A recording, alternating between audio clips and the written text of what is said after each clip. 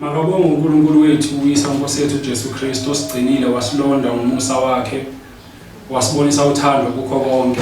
Siyambonga uNkulunkulu osazisile iqiniso ngoba lithi izwi lenkosi kuhle kuyabongeka lokho. uNkulunkulu othandile ukuthi bonke abantu bafinyelele ekwazini iqiniso basindiswe.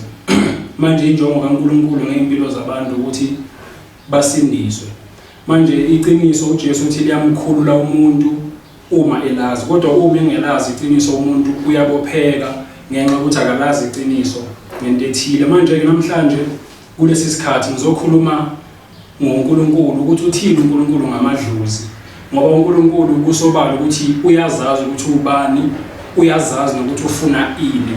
Manje ke namhlanje ngizokhuluma ukuthi uthini uNkulunkulu ngamadlozi. Ngizoqala nje ngichaze ukuthi yini idlozi. Okokuqala nje idlozi ithongo. Idlozi igama elithi idlozi lichaza ukuthi ithongo. So ithongo lisuselwa egameni lesizulu eliveza ukuthi ithongo. Leli ithongo igama elithi umuntu osewafa. Yilo lelo ithongo. Manje ke uNkulunkulu uyalazi ithongo ukuthi liyini, uyazi nanokuthi idlozi uthini ngalo. So uma umuntu ekhona uJesu Kristu kumele akwazi ukuhlukanisa amagama ukuthi uNkulunkulu yena makakhuluma ukhuluma kanjani. So ngesilungu kuthiwa idlozi it's medium. Then kunegama elithi ukhokho emphakathini elisetshenziswayo kuthiwa ukhokho. Igama elithi khokho liveza ukuthi labo wena ovela uzalwe uvela kubo, kungaba umkhulu kuba ugogo, emndenini wakho wakabomama wakabobaba. Loyo muntu loyo ozala ubaba wakho nozala umama wakho, loyo muntu loyo sithi ukhokho, asithi idlozi. Idlozi ithongo, ukhokho abazali bakho ukuze kufike wena. Manje ke uNkulunkulu ngokuba uyazazi ukuthi yena ubani, uyazazi nokuthi ufuna ini. Manje ukhuluma esizweni sikaIsrayeli kubantwana bakaIsrayeli ngawo amadlozi. Uthi kuLeviticus 19 uverse 31 uthi ningaphendukeli kwabanamadlozi nakubathakathi, ningabafuni ukuba ningcoliswe yibo. NginguJehova uNkulunkulu wenu. uNkulunkulu lo okwazi ukuhlukanisa uNkulunkulu nokuhlakanipha uthi ebantwini ningayi kwabanamadlozi ukuba ningcoliswe yibo, ngokuba mina nginguNkulunkulu wenu. So manje uNkulunkulu uyahlukanisa la ukuthi abantu bakhe mabangayi kwabanamadlozi ngoba laba banamadlozi bayakubangcolisa. So uma umuntu eya emntwini onedlozi leyo muntu loyo uyangcoliswa. So uma ukhonza uNkulunkulu ukhona uJesu Kristu, awuvumelekanga ukuthi uye ebantwini abanamadlozi. Idlozi litholakala emntwini ofana nesangoma noma umthakathi. Labo bantu labo yibo abanamadlozi. Isangoma nomthakathi nezalusi bonke labo bantu labo banamadlozi. Manje uNkulunkulu uthi singayi ebantwini abanamadlozi. Mawufunda ku chapter 20 Leviticus verse 6 uthi lo muntu ophendukela kwabanamadlozi nakubathakathi ubuya kubo ukuba aphine, ngiyakubeka ubuso bami bubhekane naloyo muntu ngimnqume kubantu bakubo. Na uNkulunkulu ke uyazikhulumela yena ngokuthanda kwakhe. Uthi loyo muntu loyo ozisukela yena ngokwakhe, ekholwa uJesu engakholwa uJesu, loyo esuka yobhula kuba namadlozi, loyo muntu oqala loyo uyaphinga. Ekuphingeni kwakhe uthi uNkulunkulu ngiyakumnquma loyo muntu loyo, kushuthi uyazihlukanisa noNkulunkulu. Uthi ke kanjalo ngimelene nawe, ubuso bami bubhekene nawe, mina nawe asisondelananga. Kushuthi wena uzahlukanisile noNkulunkulu ngokuba uphingile. Usuke waba uNkulunkulu wasuka wayogana umunye onedlozi, kushuthi wagana uNkulunkulu wamadlozi. Manje kuthi ke uNkulunkulu asingayi kulabo abanamadlozi ukuba siphinge nabo, ngoba uma umuntu econsulta emadlozini loyo muntu onjalo uyaphinga. Uthi ke owesilisa noma owesifazane elikubo idlozi noma engumthakathi bobulawa nokubulawa bakhandwe ngamatshe, igazi labo libe phezulu kwabo. Manje uNkulunkulu ukhuluma ukhipha isinqumo sokuthi okay, uma abantu baba nenkani umuntu alamukela idlozi, kungaba wesilisa kungaba wesifazane. Umuntu onjalo makakhandwe ngamatshe. Ekukhandeni ngamatshe igazi lakhe libuzwe kuye, hayi laba abamkhandile ngoba bagcina umthetho kaNkulunkulu. Manje ke uthi owesilisa onedlozi, owesifazane onedlozi, lawo umuntu onjalo makakhandwe ngamatshe. Nasi isinqumo nabo kwahlulela kukaNkulunkulu, uyahlulela kuNkulunkulu ukuthi ngendlela angayifuni ngayo lento le. Uthi onjalo makakhandwe ngamatshe. Ukukhandwa ngamatshe ukusuka kuleyo muntu loyo azabulawe leyo muntu lo ngoba umelene noNkulunkulu njengoba ashilo uNkulunkulu ukuthi no, mina ngixabana naleyo muntu loyo, ubuso bami bumelene naye. Manje uma umuntu ezihlanganisa nomuntu onedlozi ayobhula kuyo, shuthi uyazingcolisa, shuthi awusasondelanga uNkulunkulu ngoba uNkulunkulu uhlanzekile, uNkulunkulu kokucala. Number 2, uNkulunkulu uyingcwele, shuthi wena usukile ebungcweleni wayozingcolisa ngomuntu onedlozi. Manje ke uma labo bantu labo bakhona ezweni, uNkulunkulu akathokozi ngabantu uma begcwele abantu abanamadlozi ezweni. Uma kugcwele izangoma ezweni, uNkulunkulu akathokozi ngalabo bantu labo ngoba labo bantu labo into abayenzayo ukuphambana nentando kaNkulunkulu. Yingakho makaqhubeka uNkulunkulu ngayo indaba yamadlozi. Ukhuluma indaba ebalulekile kakhulu encwadini kaDeuteronomy chapter 18 uverse 10 uthi makungafunyanwa kuwe umuntu odabulisa indodana yakhe noma indodakazi yakhe emlilweni, noma umbhuli, noma ohlola imihlola, noma owenza imilingo, noma umlumbi 11, noma owenza iziphonzo, noma obhula emadlozini. Verse 12, ngokuba yilowo nalowo owenza lezi zinto uyisinengiso kuJehova. Ngenxa yalezi zinto uJehova uNkulunkulu wakho uyakubaxosha phambi kwakho. Manje uthi uNkulunkulu lana makungafunyanwa ke eduze kwakho umuntu onawo lo moya, ungazisondezi eduze nalabantu labo, ungazisondezi kumthakathi, ungazisondezi emntwini obhula kulabantu abanamadlozi ngoba uyinceku wena kaNkulunkulu uzoku-advise lo muntu ukuthi nawe uhambe uyobhula. Uthi ke akusilo kuphela nalabo abandlulisa abantwana babo kumaloki, babandlulisa emlilweni, abashisa abantshuthi ukuthwala ngomntwana uhambe uyomshisa umntwana wakho. Uthi akungafunyanwa umuntu onjalo nomuntu owenza imilingo, umuntu owenza imilingo, umuntu owenza umagic. Uthi loyo njalo, uthi uNkulunkulu la yilowo nalowo owenza lezi zinto uyisinengiso. Uma uqala usihlanganise nomuntu onjalo, usihlanganise kokuqala nomuntu oyisinengiso, nawe number 2 uzoba isinengiso phambi kukaNkulunkulu. Uthi ke uNkulunkulu ngokuba lezi zizwe uyakuzidla ziyabalalela abahlola imihlola. So izizwe zonke ezikhona ezweni ziyabalalela labantu abanamadlozi, kodwa wena umntwana kaNkulunkulu okholwa uJesu Kristu awungabalaleli labantu abanamadlozi. Manje uNkulunkulu uthi akasivumeli thina esikholwa kuye ukuthi siye kulabo abanamadlozi ngoba abanamadlozi bayasingcolisa and siyisinengiso uma senza kanjalo. Siyanengeka futhi iyanyanyisa le nto kuNkulunkulu ukuthi umuntu onamadlozi ahlangane nabantu bakhe abangcwele. Manje ngaba umbuzo ukuthi okay, kungani uNkulunkulu akhuluma kanje ezweni lakhe ukuthi akabafuni ukuthi abantu abanamadlozi bazihlanganise nabantu bakhe, akafuni ukuthi umuntu wakhe alamukele idlozi abe nedlozi, umuntu azingcolise umuntu abe isinengiso. Uthi akafuni ukuthi kube njalo. Mawubheka uthi ngoba kokuqala lo muntu lo uyaphinga. Uma usihlanganisa nabo bantu labo kungani ngasivumeli ukuthi siyaphinga.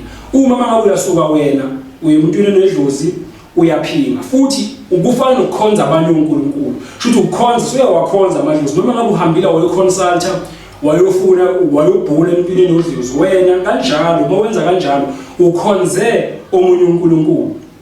Uthi ke number 2 singazingcolisi ngokuba lokho ukuzingcolisa bofunda kuLeviticus 19 verse 31. Uma uya kubo labo bantu labo uyazingcolisa. Manje uNkulunkulu ngoba akafuni ukuthi ufuna sihlale sihlanzekile, akafuni siye kubo. Mawufunda kuIsaiah chapter 8 verse 20 uthi ngokuba izwi lalabo bantu labo alinabo ukusa, yonke into ekhulumayo yibo ayibona kokuqala ukhanya ayivele ekhanyeni ingubumnyama. Manje uNkulunkulu uyakhuluma ngokucacileyo lapho ukuthi izwi abalikhulumayo labo banamadlozi oyabulobhula kubo aliveli kuye ngoba lingubumnyama and alilethi ukukhanya empilweni yakho. Uthi ke uNkulunkulu makakhuluma izwi lakhe ngaba banamadlozi uthi ngokuba izwi abalikhulumayo alinakho ukusa. Bayakudabula izwe beqinekile belambile. Uyakuthi lapho belamba bavuke ulaka, bathuke inkosi yabo noNkulunkulu wabo, babheke phezulu. Bayokubheka nasemhlabeni, babheka nakho ukuhlupheka nobumnyama nokuhlwela ungosizi. Yebo, bayokutoshelwa esigayegayeni. Manje uNkulunkulu lana uthi izwe abalikhulumayo labo bantu labo alinako ukusa. Ngoba into abazoyenza emva kwenhlupheko ezizobavelela after noma sebayili kuyobhula, into mayiyenzeka bazothuka uNkulunkulu ukuthi uNkulunkulu ngoba baqanjelwe amanga ukuthi mabaya lapho bayokhuluma noNkulunkulu. Ngoba uNkulunkulu akekho usuka ngekho lapho. Into emdinayo uNkulunkulu ukuthi labo bantu babuye bathuka uNkulunkulu bathi uwe wenze lento, kanti bona bayisukele bahamba bayobhula ngoba namadlozi bazingcolisa. Manje uNkulunkulu uthi no, asinayi ngaleso sizathu, akasivumeli ngaleso sizathu leso. Uthi-ke uNkulunkulu akufuneki siye khona lapho ngokuba izwe abalikhulumayo aliveli kuye livele emhlabathini. Izwe abalikhulumayo akulona elivele ezulwini. Uthi-ke uIsaiah chapter 19 verse 3, izwe abalikhulumayo livela emhlabathini, aliveli kuNkulunkulu. Kanjalo noIsaiah chapter 29 verse 4 uthi uyakuba njengenodlozi, izwi lakho likhulume livela emhlabathini. Manje uNkulunkulu uthi ingaka angavumi lezo abalikhulumayo akulona elakhe. Yebo bangakhuluma iqiniso, kodwa lelo qiniso lelo aliveli kuye ngoba isixazululo sakho asiveli nakuye. Manje ke kumele wazi mntaka baba ukuthi uma uconsult emadlozini okokuqala uNkulunkulu akavumanga, uyaphinga, uyazingcolisa, uyisinengiso, nezo abazolikhuluma lingubumnyama alikona ukukhanya. Manje ke uNkulunkulu uthi ngoba bayamthuka ngalelo lizwi lelo, uma izinto sezenzeka bavelelwa inhlupheko, uthi uNkulunkulu ngalokho ke akavumi ukuthi thina esikholwa uye nesithembele kuye siye kulabo abanamadlozi siyobhula kubo. Manje ke kubalekile ukuthi uma umntwana kaNkulunkulu ukholwa uJesu Kristu ungayi, uNkulunkulu akakuvumeli. Manje ke kubalekile nanokuthi ungayi ukubhula nokubuza kubo abanamadlozi, ngoba abantu abaningi banenkinga yokuthi uma bavelelwa inkinga bafuna ukuyobuza. Isaiah chapter 8 verse 19, lapho bethi kimi funani kwabanamadlozi nakubathakathi ababetha imilozi banyenyeze pho abantu abayikufuna uNkulunkulu wabo yini, kuyiwa kwabafileyo ngabaphilayo yini na. Uthi ke uNkulunkulu ningayi nina lapho besho kuwe kanjani. Uma umuntu advice ekutshela kahle ukuthi azi inkinga zakho seziziningi kakhulu, hamba uye kwabanamadlozi, uthi uNkulunkulu ungayi. Mabathi hamba uyofuna kubathakathi, uthi anomthakathi othile lapha yana ongakusiza, uthi uNkulunkulu no, ungayi. Uma uthi babathi kuwe iya kulabo abantu betha imilozi, ungayi nakubo laba ababetha imilozi, ngokuba uya kuba isiningiso kuNkulunkulu. uNkulunkulu angeke athokoze ngawe. Nawe kumele wazi ukuthi wena ukholwa uJesu Kristu uyisimangaliso nesibonakaliso esivela kuNkulunkulu. Lithi izwi lenkosi kuIsaiah chapter 8 verse 18 uthi bheka mina nabantwana uJehova anginike bona siyisibonakaliso nesimangaliso kwaIsrayeli esivela kuJehova Sebawothi ohlezi entabeni yaseSiyoni. Manje ukuthi wena uyisibonakaliso lokho abakusabayo laba sezweni abahlupheka yiko, wena ngeke ukuhluphe. Wena ungumntwana kaNkulunkulu, uyisibonakaliso esivela kuNkulunkulu, ungukukhanya kwezwe kahle kahle. Manje ingaka uNkulunkulu uma bethi kuwe hamba uyobhula kwaba namadlozi ungayi, ngoba uNkulunkulu akakuvumelanga ukuthi uye lapho. Uma bathi kuwe iya kwabafile wena ophilayo ungayi, mabathamba ukukhuluma emathumeni inkinga ungayi, wena ungophilayo ngoba wena usekuphileni. Uthi uJesu Kristu okholwa uye undlulile ekufeni wangena ekuphileni. So manje wena umele ukukhuluma nabaphilayo ngendaba zalokuphila lokho. Manje kubalekile ukuthi kuwe uma advisewa kuthiwa kuwe iya kwabafileyo ungayi, ngokuba wena ungophilayo, uNkulunkulu omkhonzayo unguNkulunkulu ophilayo uJesu Kristu.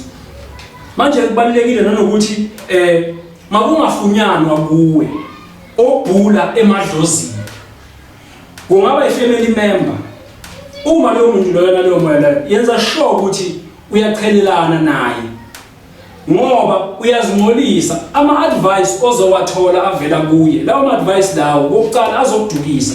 Uyakuthi uma uvelelwa inkinga Aku-advise lo muntu ukuthi hamba uyobhula kuzibani onedlozi, bhula esangomeni esithile esinedlozi. Ungalingi ukwenze lokho. uNkulunkulu akavumi, uNkulunkulu akathokozi ngalokho. Into ebalulekile ukuthi ungabalaleli, yabona, ngoba uma ubalalela okufana ukuthi wena uphambukile ezwini likaNkulunkulu, so ulalele abantu bezwe abanomoya wezwe. Manje uthi uma ukwenza kwenzakalani ngawe? Uma umuntu eqhuba inkani ekwenza lokhu, kunento uNkulunkulu ayenzayo. uNkulunkulu akathokozi kokucala ngalo muntu loyo okwenza ngenkani. Loyo muntu loyo uba isinengiso kuNkulunkulu uma ukwenza ngenkani. Then ke mawubheka ke encwadini ka1 Samuel chapter 28, kukhona umuntu oba nenkani ukuyokhuluma nokuyobhula emadlozini. Kunenceku kaNkulunkulu uSawule wayeyinceku kaNkulunkulu ephilayo. Ngoba uNkulunkulu wathi kungayiwa kuba namadlozi, wathi uNkulunkulu ngiyakuthumela ngomprofeti onjengami, kusho uMose ekhuluma kubantwana bakaIsrayeli ukuthi uNkulunkulu uyakuthumela umprofeti onjengami. Wakwenza lokho uNkulunkulu ngesikhathi sakaSawule, wathumela uSamuel ukuthi kuba uSamuel osebenzayo ngaleso sikhathi leso sakaSawule. Mara inkinga uSawule wayenenkani, wawumuntu onenkani ngendlela eyisimanga. Lithi izwi lenkosi wafa uSamuel. Esefile uSamuel, engalaleli uSawule inkosi yakwaIsrayeli. Ngokungalaleli kwakhe uNkulunkulu azange asamphendule ngalutho, ngoba wayeseshonile phela uSamuel. Ekufeni kwakhe lithi izwi lenkosi bamngcwaba, bambeka ethuneni lakhe. Kodwa ke manje kunenkinga la yokuthi umzalwane wethu uSawule, inkosi yakwaIsrayeli, ekufeni kwakhe wahamba wayobhula kowesifazane onedlozi. Waqala wawulalela umthetho kaNkulunkulu awukhulumile kuMose ukuthi akungafunyana umuntu onedlozi. Bonke abanamadlozi baqosheni, bashayeni, bahambe libakhande ngamatshe. Kodwa lithi lenkosi uSawule ngenkani yakhe uNkulunkulu angasamphenduli, wafuna yena enhlizweni yakhe ukuyihamba ukuyobhula konedlozi. Wabuza ingcebini zakhe ukuthi ingabe khona engamthola na onedlozi, ngoba manje uNkulunkulu akasamphenduli ngabaprofeti, akasamphenduli nangeUrim, usethulile nangamaphupho. Lithi lenkosi wathi uthatha isinqumo sokuthi agubezele, agcoke ingubo yakhe, azimboze. Mawubheka ku1 Samuel chapter 28 verse 6. Lithi lenkosi uNkulunkulu esengasakhulumi naye, umzalwane wethu lona waba nenkani. Inkani yakhe yamenza ukuthi aphambane noNkulunkulu. Wahamba waya kuwesifazane ukuyobhula ngedlozi.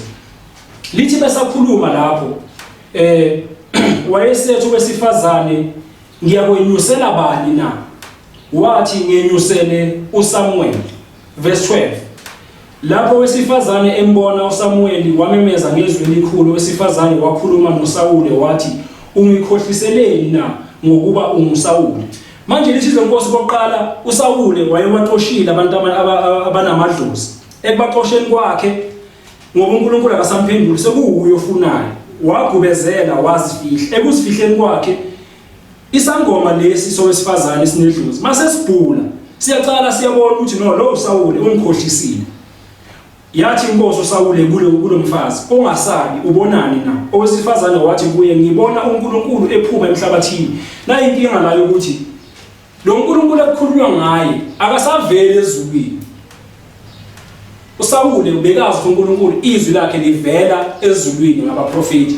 Kodwa manje uya kulo wesifazane, izwi lakhe livela emhlabathini, kodwa kuthiwa uNkulunkulu uvela emhlabathini.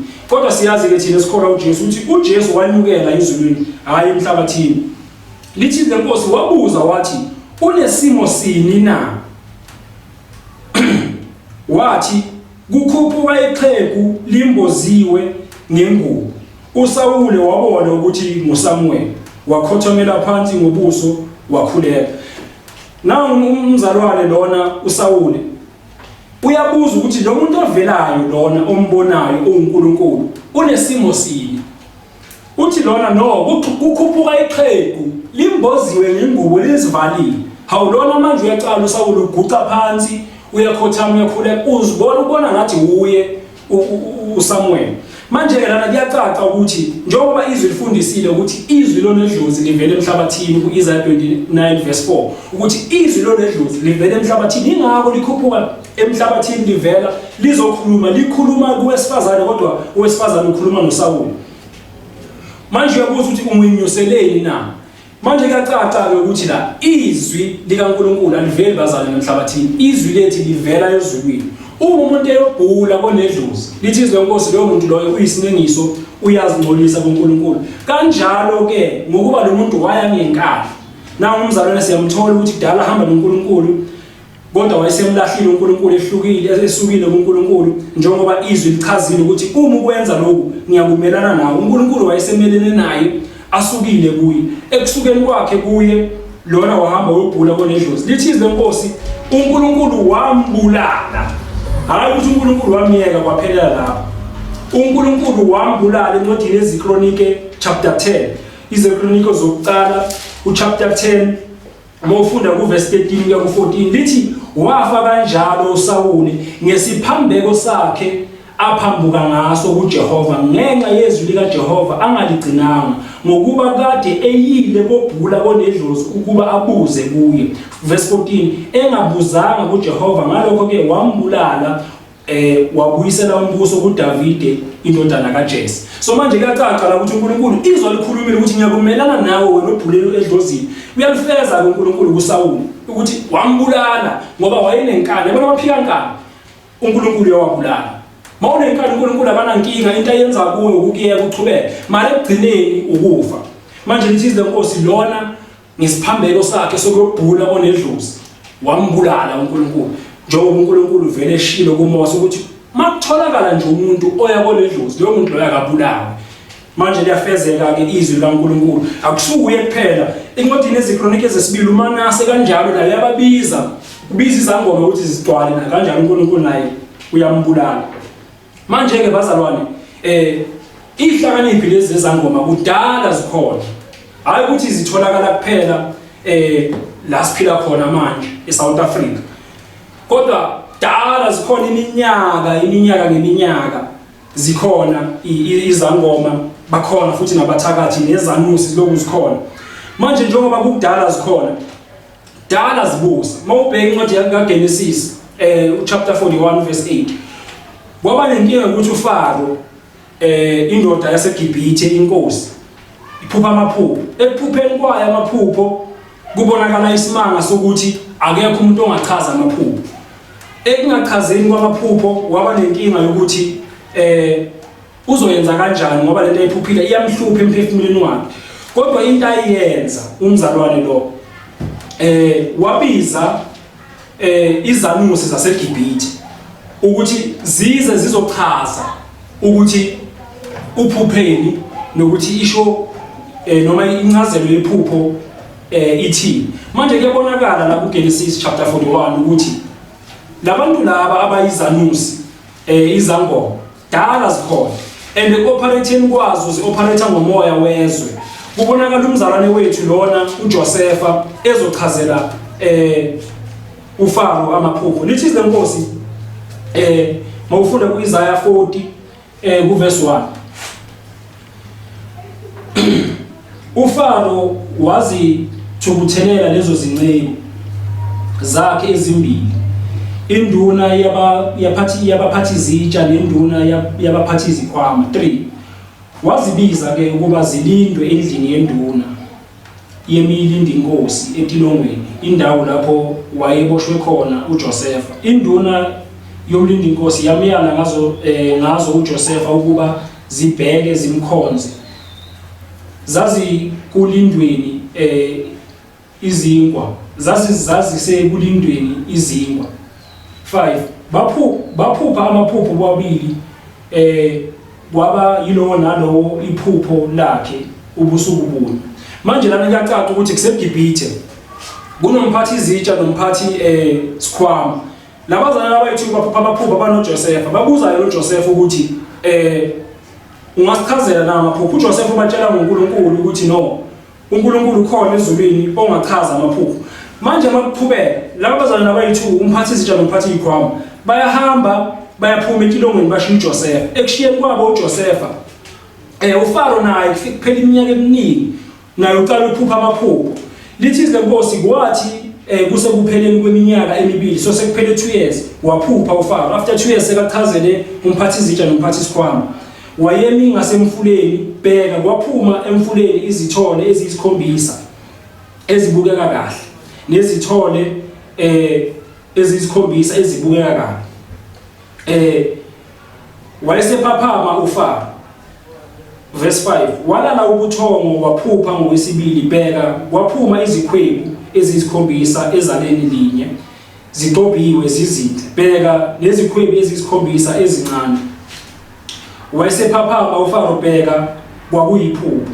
8 wathi ekuseni umoya wakhe wakhathazeka wathuma wabiza izanusi zonke zaseGibhithe nezihlakaniphi zonke zalo. uFaro wazilandisa iphupho lakhe ngenxa yokucabanga nokuchaza kwakhe. So manje uFaro la unenkinga yokuthi uyaphupha and manje incazelo akayazi akayitholi nokuyithola. Into eyenzekayo ubiza izanusi nezihlakaniphi. So manje iphuzo bengilivezile ukuthi izihlakaniphi nezanusi kudala zikhona. Labantu abahlakaniphile abathi bona they can foretell ukuthi uphupheni nokuthi incazelo ithini. Mara kuzibizeni kwakhe zahluleka ukuchaza ukuthi lisho ukuthini iphupho lezikhwebu nephupho leyinkomo ezondile inkomo neinkomo ezikhuluphele. Ekuhluleni kwakhe wakhathazeka kakhulu uFaro.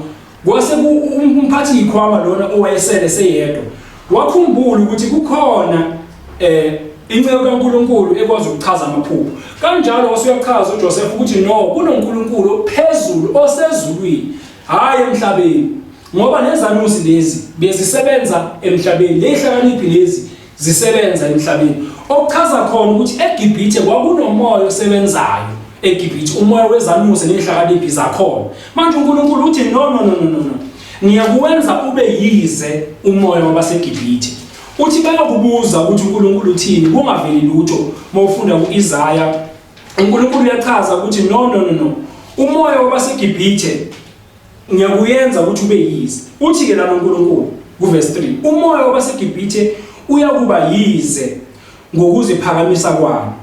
Ngiyakuchitha amasu alo bayakufuna oNkulunkulu nezinyanga nabanamadlozi nabathakathi. Yiyo lento eyenzelile ukuthi uNkulunkulu masekavalile eGibhithe sekanikeza uFaro amaphupho wavala ukuthi bangakhona ukuchaza laba abathi bona bachaza bathi bahlakaniphile. Uthi uNkulunkulu lo moya wawenza ukuthi ube yize ungasebenzi nje kube umoya ongazilutho. Manje uthi ke bazohamba bafune njengoba uFaro enzile. uFaro hambile ayofuna kuzanusi zakhe nabathakathi bakhe angisho abathakathi bahlakaniphile kanjalo nezinyanga lezi wafuna kuzo uFaro. Kodwa lithi izinkosi uNkulunkulu owakwenza ukuthi ube yize ngoba uNkulunkulu usezulwini unamandla unenamandla wonke udlula yonke imimoya. Manje lithi izinkosi wayenza yena ngokuthanda kwakhe ukuthi awenze ube yize lo moya. Yingakho bahluleka la ukuchaza ukuthi no lento iphuphile isho ukuthi kodwa ngoba inceku kaNkulunkulu uJosefa ngomoya ongcwele wachaza ukuthi iphupho liyini nokuthi iphupho lisho ukuthini. Kanjalo noDaniel inceku kaNkulunkulu kwakunezanusi eBabylon. Mazigcwele izanusi uyaphupha uNebukadnezar uphupha isithombe esikhulu. Ekuphupheni kwakhe wakhathazeka naye ekseni wabiza izanusi zaseBhabhele zagcwala zahluleka ukuphupha ukuchaza ukuthi liyini iphupho. Azange zisho ukuthi uphupheni wasuyithembisa ukuyibulala. Azange zichaze nokuthi isho ukuthini wasuyithembisa ukuzibulala. Kodwa ngenxa yomusa kaNkulunkulu nomoya ongcwele kwafika inceku kaNkulunkulu uDaniel igcwele umoya kaNkulunkulu hayi umoya wamadlozi hayi umoya wabathakathi hayi umoya wezihlakaniphi zasezweni. Kodwa lithi izinkosi kwakuumoya ongcwele uNkulunkulu wasezulwini hayi ovela emhlabathini or emhlabeni. Manje ke kanjalo ke bazalwane umoya yonke leyezwe yezangoma ayixhumana noNkulunkulu. Isangoma sikuxhumanisi noNkulunkulu kokuqala nje isangoma ngoba uNkulunkulu uyazivala izangoma zingakhona ukukhuluma ukuthi uNkulunkulu ulethani. Uma kuzisifo izangoma ngeke zazi kodwa ingceku zikaNkulunkulu ziyazi. Uma kuzindlala Iy'nceku zikaNkulunkulu ezigcwele umoya ongcwele ziyakhona uNkulunkulu yazitshela ukuthi kuzindlala lungisana. Manje-ke zahluleka iy'nceku zikaFaro, izanusi nezangoma ney'hlakaniphi ukuthi zichaze ukuthi uNkulunkulu uletha ini ezweni, uletha indlala. Zahluleka ukusho ukuthi no, kusho indlala lokho. Manje-ke lithizi lenkosi-ke kubalulekile-ke thina esikholwa uJesu Kristu siwethembe umoya ongcwele, singakhonzi imoya le yabathakathi, imoya yamadlozi, imoya yezanusi, imoya yabalumbi. Lithi lenkosi uma wenza kanjalo isinengiso esivela kuSathane. Manje kubalulekile-ke ukuthi wazi ukuthi uNkulunkulu esimkhonzayo ukhonza ngomoya ongcwele. Manje-ke bazalwane, lokhu kuhlakanipha lokhu akuveli kuNkulunkulu. Incwadi kaJakobe iyachaza ukuthi yebo bona bakhona bayenza lento abayenzayo ezweni. Baprofetha abantu ngamadimoni. Baprofetha ngomoya wamadlozi. Banamadlozi bawamukele baze bafundise ngawo, bavula amasonto, bavula amabandla, baprofethe ngamadlozi. Lithi lenkosi lokho kuhlakanipha lokho akuveli kuNkulunkulu. Mawufunda incwadi kaJakobe chapter 3, lithi lenkosi kuverse 15, lokhu kuhlakanipha akusikho kuhlakanipha kwaphezulu, kodwa kungukuhlakanipha komhlaba, kungokwemvelo, kungokwamadimoni. Ngokuba lapho kukhona umhawu nombango, kukhona isiyalulalu nezenzo zonke ezimbi. Manje-ke na uNkulunkulu uyachaza lana ngezwi lakho ukuthi no, lokuhlakanipha lokho lihlakaniphi lezo Faro azibiza, ukuhlakanipha nje okwasezweni. Yingaka athi umpostoli wethu uJohane ukuthi laba prophet laba baphumile ezweni, laba prophet bamanga baprofetha izinto zezwe, izinto zikaNkulunkulu abazazi, abakhona ukuzisho ukuthi uNkulunkulu uthini, abakhona ukuveza ukuthi uNkulunkulu ufuna ukwenzani, uNkulunkulu uhloseni. Yingaka athi bona bangababezwe, thina singaba kaNkulunkulu. Yingako izwe lona libezwe. Yingako bengakhuluma ngento kaNkulunkulu ukuthi uNkulunkulu uthi phendukana, abakuzwa labantu labo abalandela amadlozi, into zasezweni. Abakuzwa labo bantu labo ngenxa ukuthi banomoya wezwe, banomoya, umoya obadukisayo. Manje-ke lithi lenkosi lokhu kuhlakanipha lokhu akubona ukuhlakanipha kukaNkulunkulu, kodwa ukuhlakanipha kwezwe, ukuhlakanipha nje kwesiyaluyalu, yinto yamanje nje, yinto ephelayo, yinto vele uthi mayikhuluma kuthiwa nje oqala kuthiwa no uneyinhlanhla wena. Kokuqala bakhonza inhlanhla, inhlanhla bayikhonza njengoNkulunkulu, bakhonze futhi nento zasezweni, imoto, imali, yinto yonke ephelayo, bathola inzuzo. Manje-ke lithi lenkosi kanjalo lokho kuhlakanipha kwabo akusokuNkulunkulu, okuhlakanipha nje kwamadimoni. Yilo kuhlakanipha lokhu-ke bazalwane okwathola u-Eva, lokho kuhlakanipha lokho. Ngoba lithi lenkosi uSathane noma inyoka yakhohlisa u-Eva yathi lo muthi mawudla lesi sithelo lesi mawusidla unqanelekile ekuhlakaniphiseni. Emva kokuthi uNkulunkulu sekakhulumile ukuthi no, ungadli lesithelo lesi sokwazi okuhle nokubi, kodwa lithi lenkosi inyoka yamkhohlisa u-Eva yathi lo sithelo lesi sinqanelekile. Manje izwi lenkosi liyachaza ukuthi lokuhlakanipha u-Eva akwamukela, ukuhlakanipha kwezwe, ukuhlakanipha kwamadimoni, akubona ukuhlakanipha kwaNkulunkulu. Ngoba namanje uyasebenza loyo moya. Uthi umpostoli Pawulo loyo moya loyo usebenza ebantwaneni abangalaleli, banokuhlakanipha kwezwe. Yingakho thina sikhuluma ukuhlakanipha kwasezweni, kepha sikhuluma ukuhlakanipha okuvela kuNkulunkulu.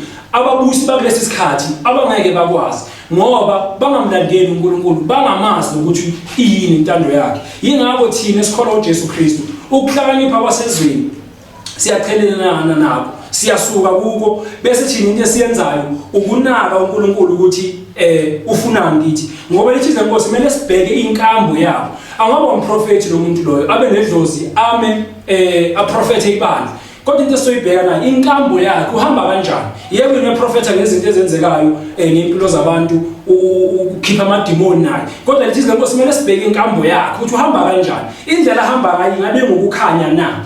Sibheke futhi nanemisebenzi yakhe, noma ngagqoka ithayi lo muntu agqoka ijazi, noma lo muntu lona angamamemezele ngespeaker, kodwa uma lo muntu loyo akhuluma ngamadlozi ethi amadlozi avumelekile, lo muntu onjalo kumele wazi ukuthi unomoya wezwe. Lokuhlakanipha akhuluma ngabo, lo moya akhuluma ngawo akuwona umoya kaNkulunkulu, umoya ongcwele, kodwa umoya wasezweni.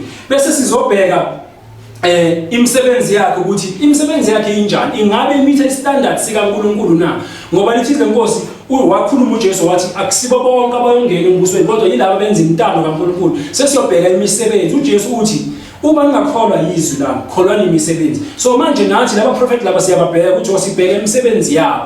Uma beqala manje sebaqala sebenza ibusiness ngoprofeta kwabo sekune business. Lithi lenkosi kwakhona wesifazane owayetholela abaniniyo inzuzo. Izenzo 16. Lo wesifazane wayenomoya wobungoma, umoya nayo wedlozi. Lithi lenkosi kwathi siya endaweni yokukhuleka wahlangana nathi intombazana enomoya wobungoma eyayitholela abaniniyo inzuzo enkulu ngokubhula. So manje na into abayenzayo abantu laba ngokubhula kwabo bafuna imali. Banama one-on-one abawenzayo ngokubhula kwabo baze bathola imali. Manje naye lento siyayibona izwini laNkulunkulu ukuthi no lento isesekhona namanje abazalwane laba noma labo bantu labo into abayenzayo bafuna inzuzo. Noma ngakhuluma into right lithi lenkosi yayithi le ntombazana laba bayizinceku zikaNkulunkulu phezulu konke ezimemezela kini indlela yensindiso. Yebo bangakhuluma iqiniso ukuthi no uyagula wena unenkinga yokuthi mhlambe uyagula nje noma ngabe isiphi basibone leso sifo leso. Mara inkinga yabo lo moya abakhuluma ngawo akuwona umoya ongcwele, akuwona umoya ovela kuNkulunkulu ngoba umoya wani wobungoma. And sibheka after imisebenzi ukuthi okay yebo sekakubhulile lo muntu mara wenzani after uthengisela isithombe. Maqala kunika isithombe lo muntu loyo akuyena umuntu kaNkulunkulu. Uthi ke uNkulunkulu encwadini kaDeuteronomy chapter 13 uma kuvuka umphuphu wamaphupho kuvuka umprofeti aprofethe iqiniso. Uthi ke noma kungaba njalo alikhulume iqiniso. Uthi ke uma eqhubeka yenza lokho na into ezoyenzeka, na into emele uyibheke. Uma kuvuka umphuphu wamaphupho na into emele kunake. Uthi uma kuvuka umphuphi wamaphupho nomprofeti akunike isibonakaliso lesimangaliso. Verse 2, chapter 13 verse 2. Isibonakaliso noma isimangaliso akhulume ngaso kuwe senzeke. Athi masilandele abanye uNkulunkulu ongabaziyo sibakhonze. 3. Awuyi kulalela amazwi alowo mprofeti noma lowo mphuphi wamaphupho ngokuba uNkulunkulu wakho uyakulinga ukuba azi ukuthi uyamthanda uyini uJehova uNkulunkulu wakho ngayo yonke inhliziyo yakho nangayo yonke nangawo wonke umphefumulo wakho. Nako ke mntakababa ukuthi uma ngabe umuntu ezokhuluma iqiniso yebo lento eyikhuluma iyiqiniso lento eyikhulumayo iyenzeke. Kodwa uma eqala ke manje eza nesithombe athi thatha na ikhalenda uyibeke ekhaya lakho ukhuleke kuyo iza kukuvikela uyenze imisebenzi yamandla. Uthi ke uNkulunkulu loyo ungalingi ulalela izwi lakhe noma ngabe ukutshela into right ungalingi ukwenze lokho ngoba kanjalo wena kuba isinengiso. Kokuqala manje sekakuthatha ukuthi uyokukhonza abanye uNkulunkulu. Ingakathi uNkulunkulu mawenza lokho uyaphinga noma ngakutshela into right lo muntu loyo. Manje ke bazalwane kumele kubalekile ukuthi noma uyinceka kaNkulunkulu ukwazi ukuhlola imoya uhlukanise. Ingakathi umpostoli uJohane uthi sebaningi abaprofeti abangabaphika uKristu abaphumile ezweni. So thina kumele sihlole lowo moya loyo ngoba noma ungakhuluma into right akusho ukuthi ungowa kaNkulunkulu. Into eyenzekayo ke manje ukuthi uyakudukisa masekathi asambe siyokhonza abantu uNkulunkulu ongabazanga. Wena wazi uJesu inkosi nomsindisi kodwa yena sekayaqala manje ukuthengisa ioil. Sekumele manje ubambelele oilini ongena oil ngeke usasindiswa. Ngokukholwa kwakho sekuyoma eoilini manje ongena oil uphelelwa amandla. Manje ngithi mina kuwe indlela yokuhlola leyo uhlola inkambo, uhlola imisebenzi ukuthi bahamba kanjani labo bantu lapho. Yini abazenzayo uyazibheka lezo zinto lezo ngoba noma bangakutshela into right kodwa ekugcineni kuyacaca ukuthi uma sebathi hamba uyokhonza umunye uNkulunkulu bayakudukisa. Manje ke uthi uNkulunkulu mawenza kanjalo uyakuba isinengiso uma ngabe uqhubeka ulandela abantu abanamadlozi. Mawulandela abantu abathi bangabaprofeti bakaNkulunkulu kodwa bafundisa ukuthi kuhle ukuthi wamukele amadlozi. Inkolo yabo lo muntu lo uyakudukisa kakhulu emthethweni kaNkulunkulu. Manje ke nayi indaba la. Idlozi ithongo umuntu osewafa. Manje ke kunenkinga la yokuthi kuthiwe uJesu Kristu ngoba wafa naye idlozi. idlozi lebandla, uJesu Kristu ithongo. Kokuqala nje uJesu inkosi yamakhosi uyazikhulumela yena ukuthi yena uyini. Uma wazi ukuthi ithongo umoya umuntu ofile, so bheka uJesu ukuthi yena uthi uyini, ngoba uJesu uyakwazi ukuzikhulumela ukuthi yena uyini. uJesu uyazozikhulumela yena ngoba abaningi bathi uJesu uyithongo. Manje ke kwenzeka uJesu ekuvukeni kwakhe, khona into eyenzeka ngokuvuka kwaJesu. Lithi izinkosi ngokukaLuka 24 uverse 36, besakhuluma yena uqobo wema phakathi kwabo wathi kubo, ukuthula makube kinina. 37, kepha bashawa luvalo besaba bethi babona ithongo. 13, wayesethi kubo, nikhathazekelani na? Kuvelelani imizinjo ezinhlizweni zenu na? 39, bhekani izandla zami nezinyawo zami, ukuba yimina uqobo, ngiphatheni nibone ngokuba ithongo alina nyama namathambo, njengokuba ningibona nginabo. uJesu uyazikhulumela ke la ukuthi uyababona abazalwane bakhe abafundi bakhe ukuthi no, abafundi bakhe bathi babambheka babona ngathi ithongo. Uthi uJesu no, wayicabanga kanje, ningacabanga kanjalo, umcabango wenu mubi. Uthi ngiphatheni nibone, uthi nginamathambo nginenyama, ithongo alinamathambo alinanyama, umoya nje uvele emhlabathini. Manje kumele nazi ke uJesu akulona ithongo, uJesu akulona idlozi. uJesu uyinkosi yokuphila, wafa wavuka, waguqula isimo somzimba wakhe waba umzimba wenkazimulo. Uyachaza ukuthi yena unamathambo, yena unenyama. Manje ke ithongo alinanyama, ithongo futhi alinamathambo. Manje ke kumele wazi ukuthi ke uNkulunkulu esimkhonzayo wayivusa inkosi yethu uJesu Kristu. Lithi izinkosi njengoba enjalo nathi sinjalo, sinjengoJesu, sinamathambo sinenyama. Ithongo ke alinanyama alinamathambo. Manje kumele wazi ke wena mawumntwana kaNkulunkulu ukuthi uma ngabe ukholwa uJesu Kristu uphelele, wabatshela abafundi bakhe ukuthi bamphathe bezwe ukuthi yena unjani. Bayikhulumela ke uJesu, Jesu akasilona idlozi, uJesu akilona ithongo, kodwa uJesu yena uphelele, unamathambo, unenyama. Na inkinga futhi ke bazalwane ukuthi uma kubeka umprofeti kaNkulunkulu kubeka lesanusi la, kunokudida abazalwane. Engakho lithi izinkosi hlolana imimoya. Kwenzeka isimanga eGibhithe ngelinye ilanga ngesikhathi sikaMose kuExodus. Kwenzeka isimanga sokuthi uNkulunkulu uthumela uAaron, uthumela noMose ukuthi mabaye kuFaro batshele uFaro ukuthi akhiphe abantwana bakwaIsrayeli eGibhithe. Kodwa into eyenzekayo nayo ukuthi uNkulunkulu uthatha induku eyayiphethe uAaron, uthi leyo nduku leyo mabafika mabayilahlele phansi iyakuphenduka inyoka. Ekuphendukeni kwayo inyoka kuzoba isibonakaliso nesimangaliso kuFaro. Bayafika phambi kukaFaro, bayithatha induku bayilahlela phansi iphenduka iba inyoka. Mayiphenduka iba inyoka, nayo into eyenzekayo. uFaro naye khona into ayenzayo. Lithi izinkosi incwadi ngokukaExodus chapter 8 chapter 7 imangaliso zikaMose. Lithi izinkosi lana uJehova wayesethuma wayesethi kuMose, inhliziyo kaFaro ilikhuni, yana kuFaro kusasa ekuseni, bheka uyakuphuma eya emanzini ukuhlangabeza. Induku eyaphenduka inyoka wayiphatha ngesandla sakho, wothi kuye, uJehova uNkulunkulu wamaHebheru ungithumile kuwe ubavumele abantwana bami ukuba bahambe bangikhonze ehlane, bheka ukuze kube manje awulalelanga. uJehova usho kanje ukuthi ngalolu suku uyakwazi ukuthi nginguJehova, bheka induku esandleni sami ngiyakushaya phezulu kwamanzi aphenduke igazi. Manje naku la uMose uyaqala wenza isibonakaliso sokuqala ngenduku, kodwa ngaphambi kwaloko uNkulunkulu naye into ayenzile. uMose wayesemdala eneminyaka ewu8, bathatha induku bayiphonsela phansi phambi kukaFaro uMose noAaron.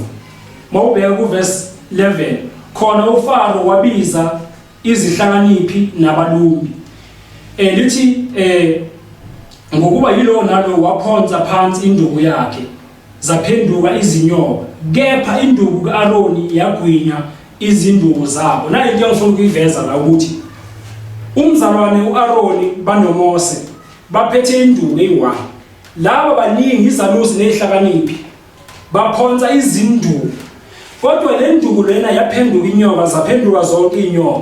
Lithi izenkosi umzalwane wethu lona uMose, inyoka yabo yagwinya zonke lezi inyoka lezi.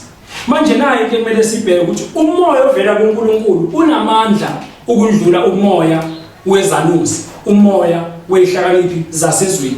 Kumele uhlole kanjalo ukuthi ubheke lamandla avela kuNkulunkulu, lamandla avela ngomoya ongcwele ukuthi angakanani, ngoba yebo bamaprofeta mara bayahluleka ukuchaza ukuthi incazelo yalephupho, incazelo yalombono ithini.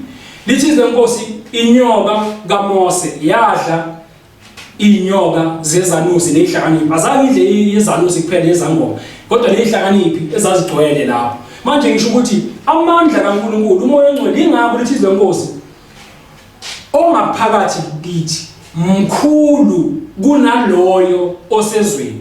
Kumele wazi ukuthi umoya ongcwele siwuhlola ngalokho ukuthi umoya ongcwele unamandla okukhipha umoya ongcolile. Kanjalo nasiyayibona la induku kaAaron idla ezinye induku, inyoka kaAaron idla ezinye inyoka. Kumele wazi kanjalo nokuzenzo 16 lithi izenkosi le ntombazana yayinomoya wobungoma. Le ntombazana lena yayinomoya wobungoma ngendlela yokuthi yayitholela abaniniyo inzuzo, kodwa lithi izenkosi uPawulu esecasukile egcwele umoya ongcwele wase uthi wathi kumoya, ngiyakuyala egameni likaJesu Kristu ukuba uphume kuye. Wayesephuma kuyo ngaleso sikhathi. Ngale ntombazana inomoya wobungoma, inomoya wezanusi, iyaprofethi iqinisa ukuthi lezi ingceku zikaNkulunkulu. Kodwa nayo inkinga, umoya ongcwele wompostoli Pawulu ukhipha umoya wobungoma. Nayo into kumele uyazi ukuthi umoya ongcolile awunawo amandla phezu komoya ongcwele. Yingathi uNkulunkulu yazingcolisa ngokuya kulabo abanamadlozi. Uma unomoya ongcolile angeke umelane nomoya ongcwele, angeke ulizwe iqiniso. Uma kukhulunywa kuwe iqiniso angeke ulizwe ngenxa yokuthi lo moya kuungcolile. Manje umoya oclean, umoya omuhle, umoya ongcwele mawukhipha lo yami uyakuphatheka kabi wena. Lithi izenkosi uSimoni wesanusi ngokubona ukuthi ingceku zikaNkulunkulu zibeka izandla wase uthi naye ufuna lo moya.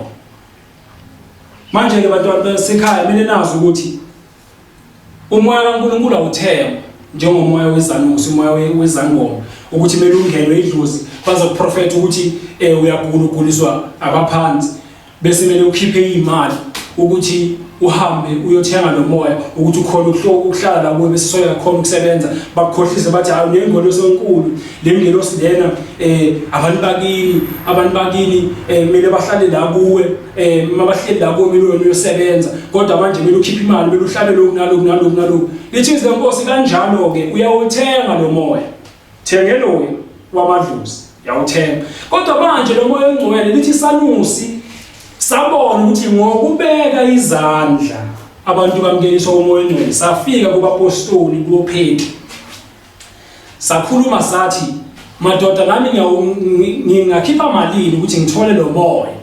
Lithi izenkosi bathi wena usenyongweni babayo. Uma umuntu enomoya wamadlozi usenyongweni ebabayo, umuntu onjalo usenyongweni nje ebabayo ngalendlela leyo ukuthi uhlukene noNkulunkulu. Ngokuba uhambile wothenga umoya wobungoma, sekafuna ukuthenga lo moya lo ingcwele. Manje ke nabaprofeti laba banamadlozi, abaprofeta ngedlozi, abaprofeta ngamathongo, labo nawo abathengisana izinto, bathengisana iwash ezithile, amakhalenda, bathengisana izithombe, abathengiselana amabhodlela noma imithi ethile. Labo bantu labo bakufakela umoya wasezweni labo bantu labo, and lo moya lo uyawuthenga kanjalo.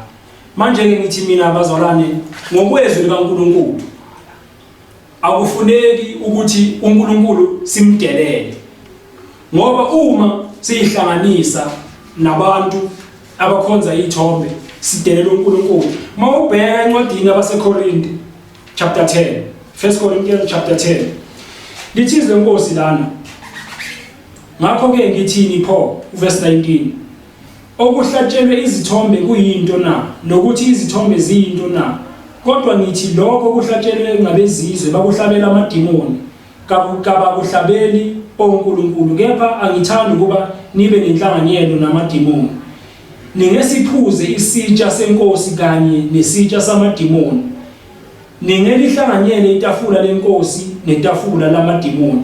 Kumbe niyakuyivusela inkosi ulaka, kanti sinamandla kunayo na?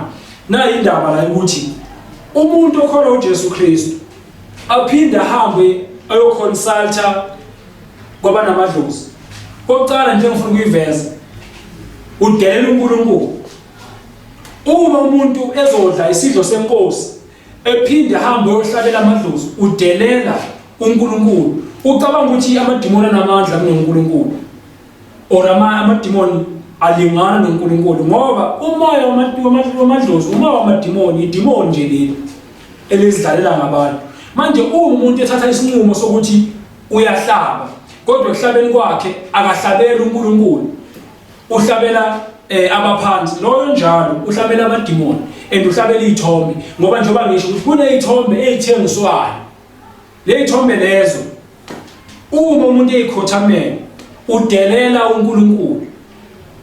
Manje ke bantu benkosi, nina nikholwa uJesu Kristu, yazini ukuthi ukukholwa uJesu Kristu kufuneka ukuthi umuntu abe ngcwele njengoba uNkulunkulu kanjalo engcwele. Kubalulekile nanokuthi uma uthembele kuJesu Kristu ugcine isiyalezo sikaJesu, ugcine isiyalezo sikaNkulunkulu, ngoba uNkulunkulu ukhulumile ngokusobala. Into makayisho uNkulunkulu uyayimina, akayisho nje ngoba edlala. Uthi ke uNkulunkulu, ningaphendukeli kwabanamadlozi nakubathakathi, ningabafuni ukuba ningcoliswe yibo. NginguJehova uNkulunkulu wenu. Kusho uNkulunkulu la, kusho izwi lenkosi, ningaphendukeli kwabanamadlozi, ningabafuni abathakathi ukuba ningcoliswe yibo. Uma umuntu ezifunela umthakathi, lowo muntu loyo uphambene noNkulunkulu. Uma umuntu enenkani uphambene noNkulunkulu. Uma umuntu futhi nje likuye idlozi athi yena unedlozi, lowo muntu loyo asinankinga naye, unenkinga noNkulunkulu. Ngoba lithi lenkosi, ngaphandle kwesango lombuso kaNkulunkulu kunabaqambi imali.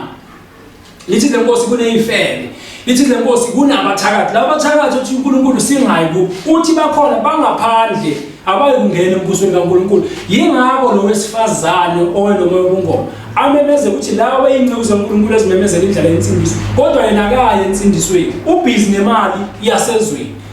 Ngakho ke lo phakathi kithi mkhulu kunaloyo osezweni. Lokho kuhlakanipha lokho kwasezweni okuvela kulaba namadlozi akukona ukuhlakanipha kukaNkulunkulu, akukona ukuhlakanipha kukaJesu Kristu, kodwa kungokuhlakanipha kwamadimoni, akuveli kuNkulunkulu. Kumele wazi-ke uthi uNkulunkulu, ningaphendukeli kwabanamadlozi.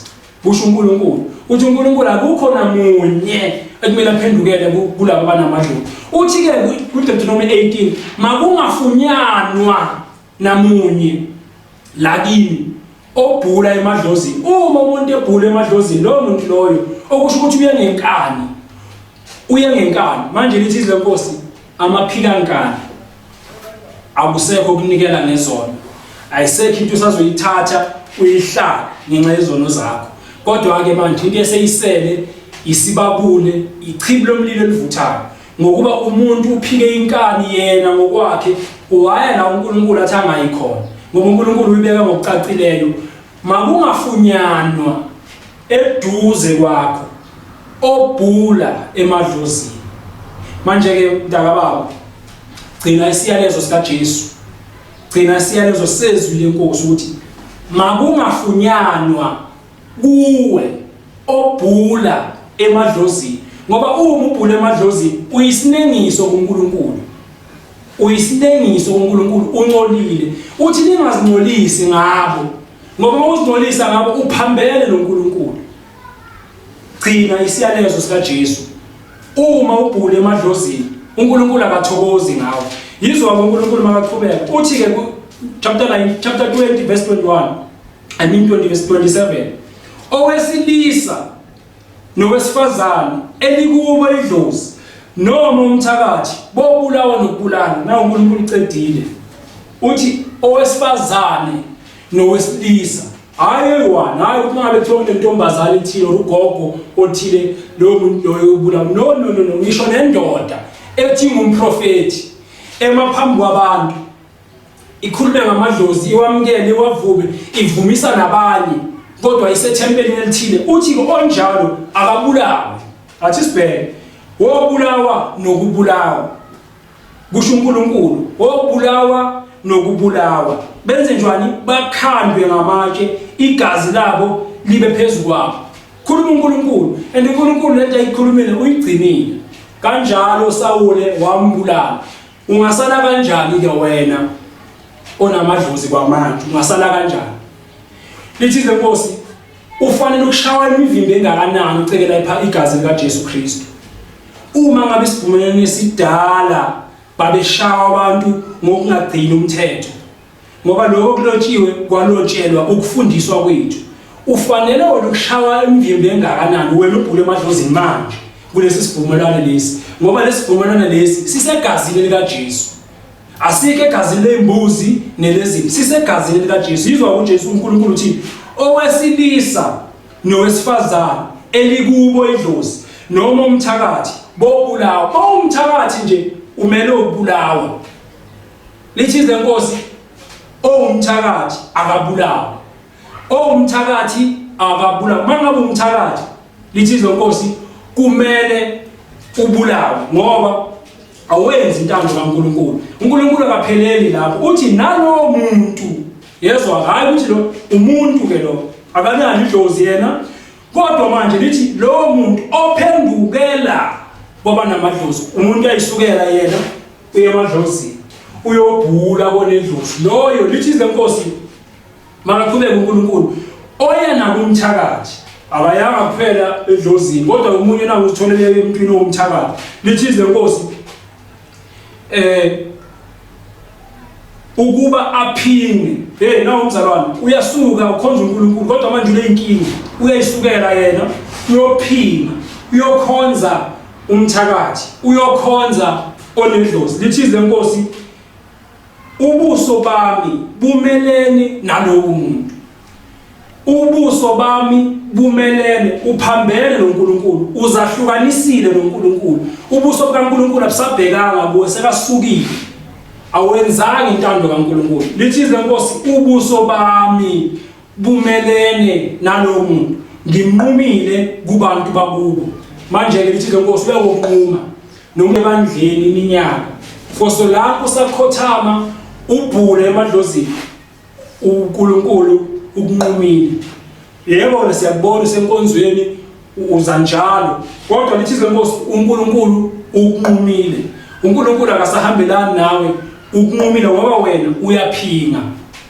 Wena ucekela uNkulunkulu phansi usho ukuthi uNkulunkulu lo moya asebenza ngawe ebandleni lakhe azi ukuthi kumele sebenze kanjani awunaki. Ngoba lithi lenkosi yinye inkolo. Mawukholela amadlozini lithi lenkosi nalowo muntu ophendukela kwaba namadlozi ubuso bami bumelene nalowo muntu ngimnqumile kubantu bakubo kusho uNkulunkulu. Manje ke mntaka baba wena osuka uthatha isinqumo othi ukhonza uJesu uphinde uyobhula emadlozini uyaphinga. uNkulunkulu umelene nawe. uNkulunkulu akakufuni eduze kwakhe ngoba wena uyaphinga. Usuke waba kaNkulunkulu waba yena indoda ube ngowomthakathi ube ngowendlozi. Manje lithi lenkosi ukunqumile ke uNkulunkulu wena oya emadlozini.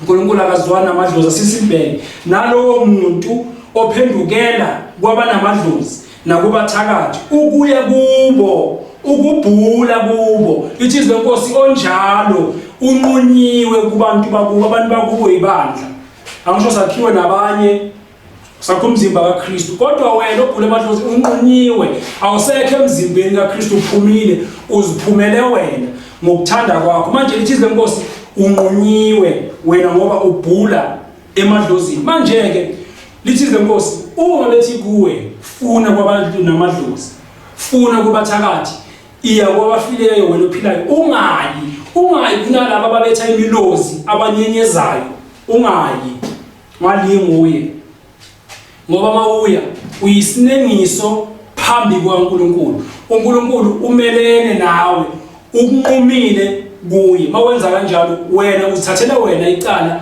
ngokwakho, ngokuba izwi abalikhulumayo labantu laba aliveli kuye. Wena nje uyisinengiso kuNkulunkulu, uzahlukanisile kuNkulunkulu. Manje ke mabathi kuwe baku-advise bathi iya kwaba namadlozi, ungayi. Uma bethi kuwe funa kubathakathi, ungayi. Mabathi iya kwabafile, ungayi. Ngokuba wena mntaka baba uyisibonakaliso esivela kuNkulunkulu. Izinto abazisabayo labo bantu labo wena ungazisabi. Ungamsabi umuntu ubulala inyama, angeke aphinde enze lutho emva kwalokho. Ngoba uNkulunkulu uthi yena ungasabi ngokuba nginawe, angikukushiya, angikukuyekela. Kodwa uNkulunkulu utshela uAsa, uthi Asa, mawufuna incwadi yeziKronike chapter 15 uverse 19, uthi Asa, uma ningifuna nizongithola, kodwa mangangifuni nami ngiyanishiya. Banjalo abamadlozi uNkulunkulu akusho bayamshiya, nawe uyabashiya. Uma ngabe ukhonza uNkulunkulu, ukhonza namadlozi, uNkulunkulu uthi ngiyasuka kulo njalo, angihlali la kungcole khona. Manje ke lithi lenkosi ke uNkulunkulu ngendlela sithande ngakhona, uthi ke akungafunyanwa kithi oya kobhula konedlozi, ngokuba onjalo loyo muntu loyo unenkani.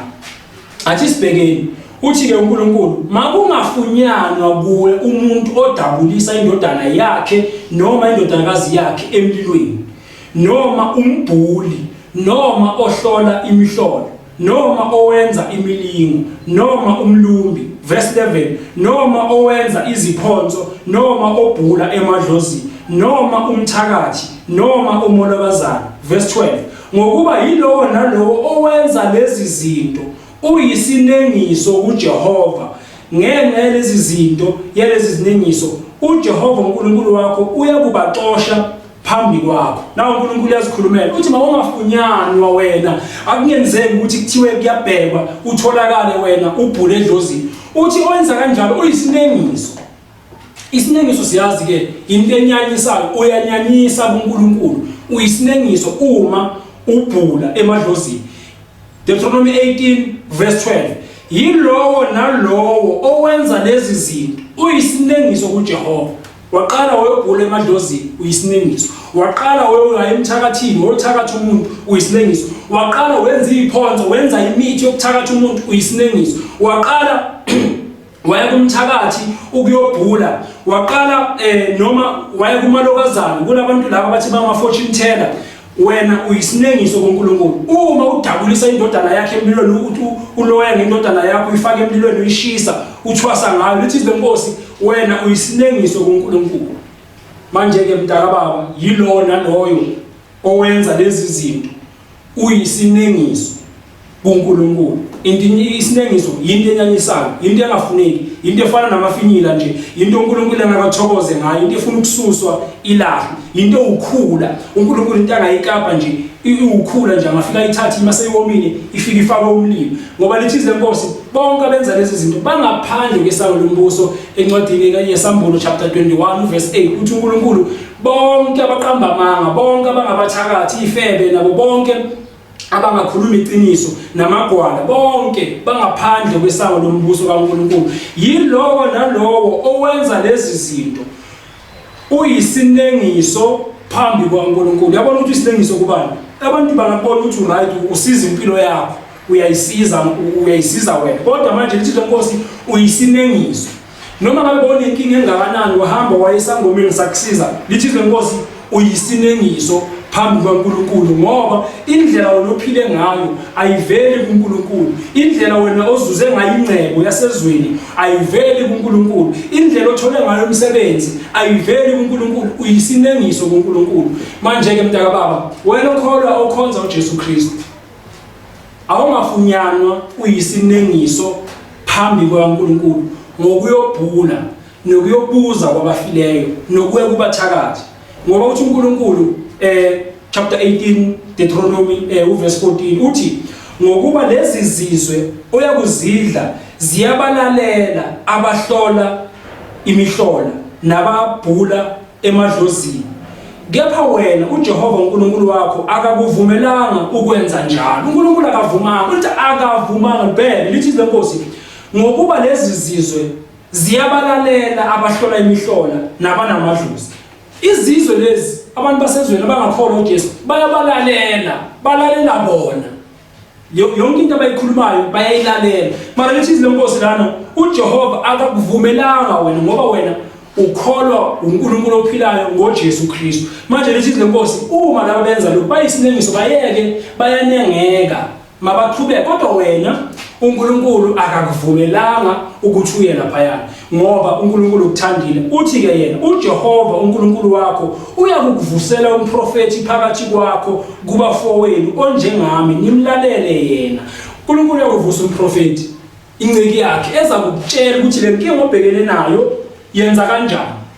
uNkulunkulu uyakubonisa ukuthi ukuze wena uthole usizo uyenzani. uNkulunkulu ubekile ke ibandla, wabeka inkolo yinye kuJesu Kristu, wabeka ibandla linye, wabeka umoya munye. Ayikho miningi imoya kaNkulunkulu, umoya munye, umoya kaNkulunkulu, umoya oyingcwele, unomoya ukuhlakanipha, ukwazi, ukuqonda konke kuphela kuNkulunkulu. Kodwa lithi lenkosi uyakuthumela umprofeti phakathi kwakho, uyakuthumela umprofeti. Sibonile ukuthi uNkulunkulu wathumela uSawule, wathumela uSamuel. Kanjalo ke nathi sithunyelwa ngabapostoli, izingceku zikaNkulunkulu ezinezwi likaNkulunkulu, ukuze singabi isinengiso. Uthi uyakuthumela umprofeti uNkulunkulu, ungadideki uma kuvela inkinga empilweni yakho, ungayi kubathakathi. uNkulunkulu ukuvusela umprofeti onomoya ongcwele. Wena oya ngenkani uyisinengiso phambi kaNkulunkulu. Lithi lenkosi ngiyakuvusela umprofeti phambi kwakho.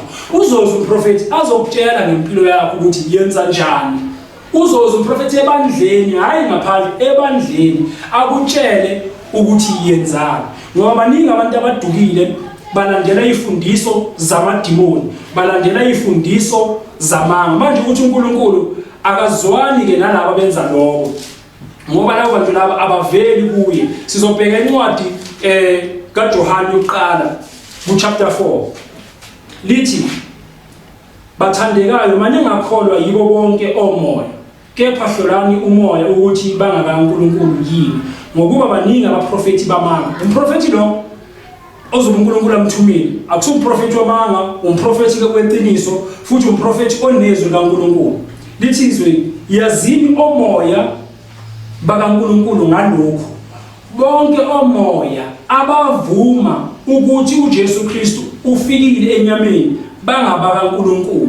Bonke omoya abavuma ukuthi uJesu Kristu ufikile enyameni bangakaNkulunkulu. Kodwa ke uma kukhona umuntu ofundisa ukuthi kukhona uKristu Jesu noJesu Kristu, uJesu Kristu inyama, uKristu Jesu umoya, lo muntu lo lithi lenkosi akafundanga la. Yazini omoya bakaNkulunkulu, bonke omoya abavuma ukuthi uJesu ufikile enyameni abakamoya noma bangabakaNkulunkulu. Abathi uJesu Kristu hayi uJesu kuphela, uJesu Kristu ubile uJesu Kristu. Manje abazana labo bathi kukhona uKristu Jesu noJesu, labo bazana labo badukile, yibo labo ekungamelanga sibalalele isifundiso samadimoni leso, akusona isifundiso sikaNkulunkulu. Bonke omoya bathi kukhona uJesu Kristu indodana kaNkulunkulu, leyo ndodana leyo ifikile enyameni.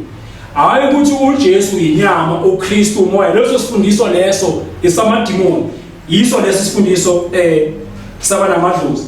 Manje aqhubeke athi lo moya ongavumi uJesu akasiyo okaNkulunkulu. Nayi indaba loyo ongavumi ukuthi uJesu ufikile enyameni, hayi loyo mzalwane loyo lo mzalwane loyo umqambi imali unamadlozi lo mzalwane loyo unesifundiso samadimoni unesifundiso esingaveli kuNkulunkulu uthi ke uNkulunkulu makaqhubeka la uthi bona labo bangabezwe ngalokho bakhuluma okwezwe inkulumo yezwe ke le yokuthi kukhona uJesu oyinyama uKristu umoya inkulumo yasezweni umuntu wasezweni uyayizwa lenkulumo ayikholwe uthi nezwe liyabezwa manje ke umuntu ekhuluma lesifundiso lesi kuthiwa yebo amen kodwa lana lithi lenkosi umuntu angakholwa ukuthi uJesu Kristu ufikile enyameni loyo muntu loyo uqamba mama manje ke kumele sazi ukuthi thina singaba kaNkulunkulu omaziyo uNkulunkulu uyasizwe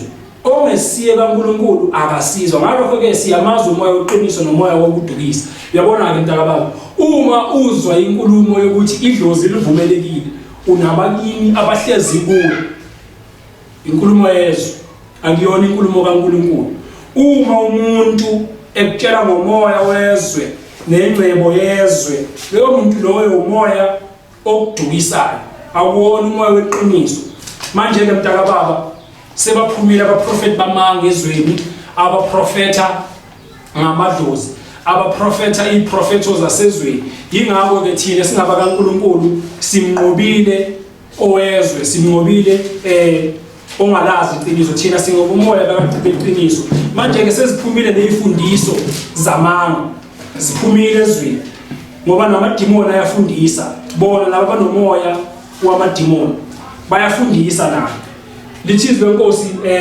incwadini kaTimotheyu chapter 4 Timotheyu uqala kepha umoya usho ngokucacileyo ukuthi ngesikhathi sokugcina abanye bayakuhlubuka ekukholweni njengoba vele abanye sebahlubukile benaka omoya abadukisayo nezibonakaliso nezifundiso zamadimoni so manje nali izwi liyachaza ukuthi umoya ongcwele uchaza ngokucacile ukuthi lezikhathi lezi zokugcina abanye bayakuhlubuka ekukholweni ukukholwa kweqiniso ukuthi ukukholwa kumele kube nezenzo bazoduka kukho sebanezinye izenzo nje eziqakile abazalwane zokuthi bahambe bayobhula emadlozini nezifundiso zamadimoni amadimoni njengoba nalo lithi lenkosi ayafundisa lithi ke ngokuzenzisa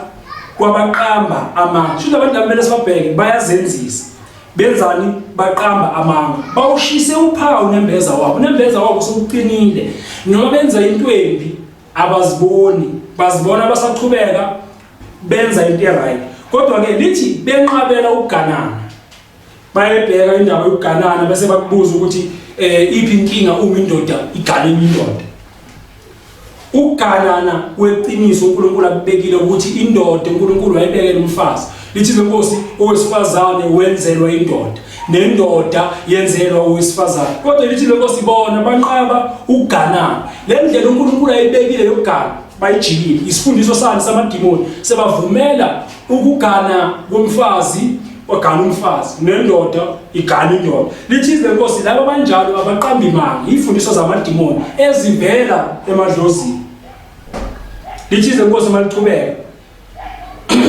bethi akuzilwe ukudla akudalayo uNkulunkulu ukuba kwamukelwe ngokubonga sebaqala banaka nokudla ukuthi ukudla okuthile kuyakungcolisa bathi bona no abayidli ingulube ngokuba ingulube ayidliwa iyabangcolisa yebo vele siyabona ukuthi ifundiso zamadimoni amadimoni laba yilabo benza imilingo abathi ungezi ugcobise amafutha wengulube ngoba bona benza imilingo yabo yiyo lento yenzeka bathi ukudla uNkulunkulu akudalela kungadliwa mawuze udle ingulube ungangeni kulento abayenzayo ungezi kuserkisi yethu ngoba udle wena ingulube unamafutha wengulube manje lithi lenkosi laba kanjalo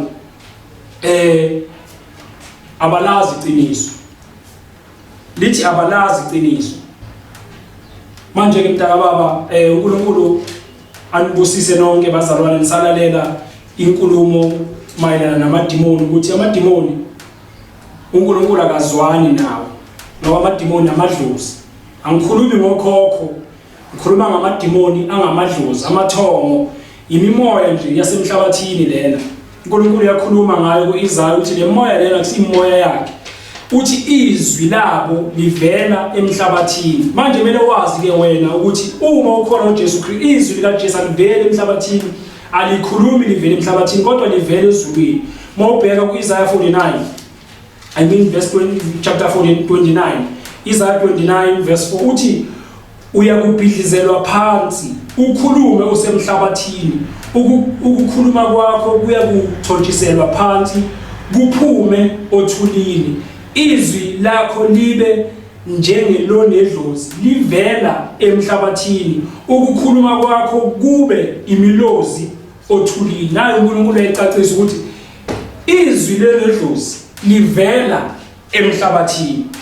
Imilozi lamaflake ashaywayo avela emhlabathini, alinabo ukusa izwi lamadlozi.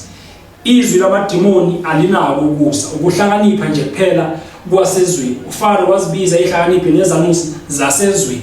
Izwe vele liyabezwa. Thina umoya wethu umoya ongcwele ovela ezulwini, umoya onamandla ukudlula yonke imimoya yasemhlabeni, ukudlula yonke imimoya yasezweni. Manje ke thina bazalwane singaba kaNkulunkulu.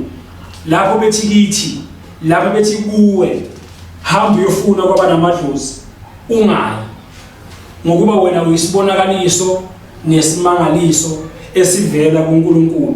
Manje kumele wazi ukuthi inkambo yakho kumele ibonise ukuthi wena ugcwele umoya ongcwele. Inkambo yakho kumele ibonise ukuthi wena ugcwele uthando kaNkulunkulu. Ngokuba kunenceku kaNkulunkulu la uNkulunkulu abonisa ngaye amandla ukuthi ngokubekwa izandla samkeliswa umoya ongcwele thina simlalelayo. Manje kubalekile ke mntakababa ukuthi wena okholwa uJesu ngeqiniso uwamkeliswe amandla ngokukholwa iqiniso, ngoba baningi abaprofeti abaphumile ezweni. Ngifuna ukuvula la ku chapter 13 wezenzo. Kunomzalwane la umprofeti wamango iSanusi. Lo mzalwane lo wayenza ibonakaliso zamango, uprofeti wamango. Lithi izinkosi Zenzo 13 verse 6, sebedabulile izicingi zonke baze bafika ePhafu, bafumana indoda ethile eyisanusi nomprofeti wamango. Njoba sishilo ke bazalwane, iSanusi sangoma nomprofeti wamango. Njoba ngishilo ukuthi abaprofeti laba uyabathola ebandleni elithile, esontweni elithile, ethendeni elithile, endaweni ethile, bangabaprofeti bamango.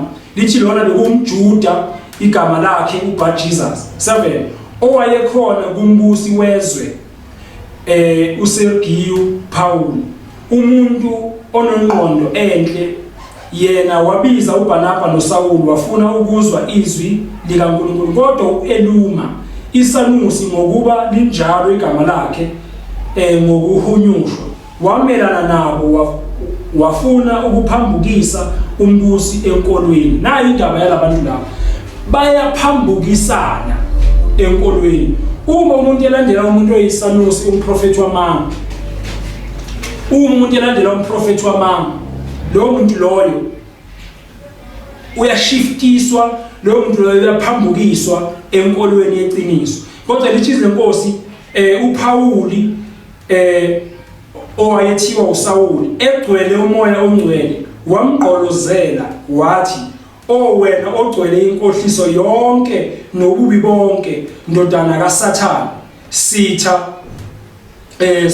sokulunga konke, awuyikuyeka ukuziphambanisa izindlela eziqondileyo zenkosi na. Nayo indaba ke mntakababa engiyivezayo lana, lo mprofeti wamanga oyiSanusi ugcwele inkohliso yonke. Ayikho inkohliso engekho, kunamanga nje wonke amanga ongawacabanga unawo phakathi kwakhe ngenxa yalo moya, nobubi bonke, ububi obucabangayo nje unabo. Lo muntu angabulala, angathakatha, angenza yonke into, futhi uyindodana kaSathane. Lisho kanjalo isithi indodana kaSathane. So uma umuntu esangomeni uya endodaneni kaSathane, uma umuntu eya kumthakathi uya endodaneni kaSathane. Kungaba isangoma sesilisa or sewesifazane, indodakazi kaSathane noma indodana kaSathane. So manje lithi izinkosi loyo muntu loyo ugcwele inkohliso yonke, ngoba uyini uyindodana kaSathane, uthi uJesu uSathane wayengumqambi manga kusukela ekuqaleni, unguyise wamanga. Yingakho nalana lithi ungumqambi manga uSimoni oyisanusi. Manje kanjalo ke oya esangomeni uya endodakazini kaSathane, oya kumthakathi uya endodakazini kaSathane.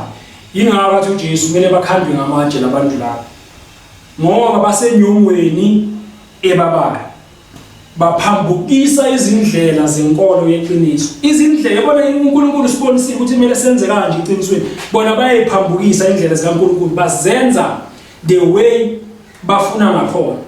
Manje ke nali izwi likaNkulunkulu, uNkulunkulu alithumelile ngezicebo zakhe ezimlalelayo ukuthi thina esikholwa uJesu Kristu, uNkulunkulu akasivumelanga ukuthi sihambe siyofuna kwaba namadlozi, ukuthi sihambe siyobhula kubathakathi. Lithi iNkosi thina uNkulunkulu yakuthumela abaprofeti abafana njengoMose. uMose siyazi ukuthi wayelalela izwi likaNkulunkulu, alenze izwi likaNkulunkulu. Manje laba abaprofeti laba izwi labo livela emhlabathini, bangamadodana namadodakazi kaSathane. Manje wena ukholwa uJesu Kristu, ungabi isiningiso ngokubalandela. Wena ukholwa uJesu Kristu, ungabi ongcolileyo ngokubalandela. Ungabi isiphingi noma isiphingikazi ngokubalandela. Kodwa ukholwa uJesu Kristu, umthembe yena neindlela zakhe. Uthi uJesu omthandayo uzogcina imiyalo yakhe. Uma umthanda uJesu Kristu uzogcina imiyalo yakhe, uzogcina isiyalezo sakhe sokuthi umthande wena ngomphefumulo wakho wonke nangenhliziyo yakho yonke, ngenxa yokuthi lithi iNkosi lana, uma umthanda ubonakala ngokugcina imiyalo. uNkulunkulu uyakhuluma kuDeuteronomy 28, uma ulalela nokulalela ugcina isiyalezo akuyaleza ngaso namuhla, uthi lezi zibusiso ziyakulandela zikufice, zikugijimise zize zikuthole. Kodwa uma ungalaleli izwi lakhe, ziyakulandela icalekiso. Nasi icalekiso yilowo wesifazane, yilowo wesilisa elikubo idlozi, mabakhandwe ngamatshe. uNkulunkulu umusa nibusise, uNkulunkulu emthelele umusa ngaso sonke isikhathi, uNkulunkulu emqinise ngaso sonke isikhathi, ngoba uNkulunkulu nami, uNkulunkulu uyanithanda, uNkulunkulu unibekezelele ukuthi niphenduke. Wena unenkolo yamadlozi, phenduka ukholwe uJesu Kristu. Wena unenkolo yamadimoni, phenduka ukholwe uJesu Kristu. Lithi iNkosi uPetru egcwele umoya engcwele wakhuluma lawa mazwi ngenxa yokuthi ebaningi bebakholwa uJesu Kristu. Uma ukholwa uJesu Kristu, phenduka, shiya imisebenzi yakhe efile, ulandele uJesu Kristu. Mawufunda iZenzo 2 uverse 38 uthi, wayesethi uPetru, phendukani yilo nalo ababhadiswe egameni likaJesu Kristu, kukho ukuthethelelwa kwezono, khona niyakuwamukeliswa isiphiwo sikaMoya oNgcwele. Uma umuntu ephenduka eshiya indlela yakhe embi yokukhonza amadlozi, lowo muntu loyo, lithi iNkosi, ababhadiswe egameni leNkosi yethu uJesu Kristu, bese uyakwamukeliswa isithembiso. Manje wena okholwa uJesu Kristu uyakwamukeliswa umoya ophezu kwayo yonke imimoya, ongaphakathi kuwe, omkhulu kunaloyo sezweni. Manje ke bazalwane, ngithi uNkulunkulu anibusise, anigcine. Kodwa nina nikhonza amadlozi, phendukani. Amen.